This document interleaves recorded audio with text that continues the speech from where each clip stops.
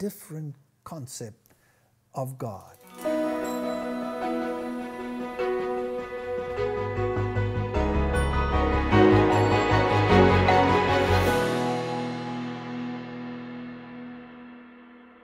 My biggest problem is deception.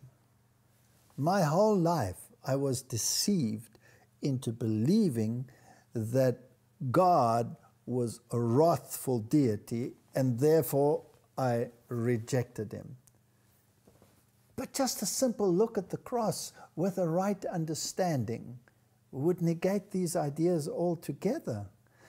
And you would have to see a loving deity in what God was prepared to do for those whom he cared for, whom he had created. So the issue of God and the way we see God and the way the theological systems of the world have distorted him.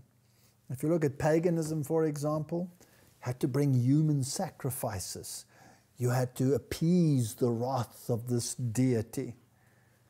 Whereas the Bible is so different. Come unto me, all ye who are weary and heavy laden, and I will give you rest.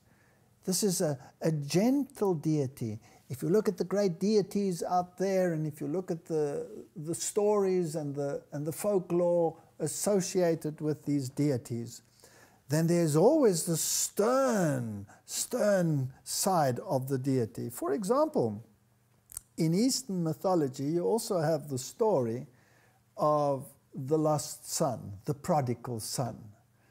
But in the Eastern mythology, when this son returns, the father first has to check him out to see whether he's up to scratch, whether he can rectify what he had done wrong. Whereas in the biblical story, the father runs towards this wayward child, embraces him, puts a ring on his finger, a fine cloak around him, the righteousness of God, the righteousness of Christ, and embraces him back into the family. A totally different concept of God.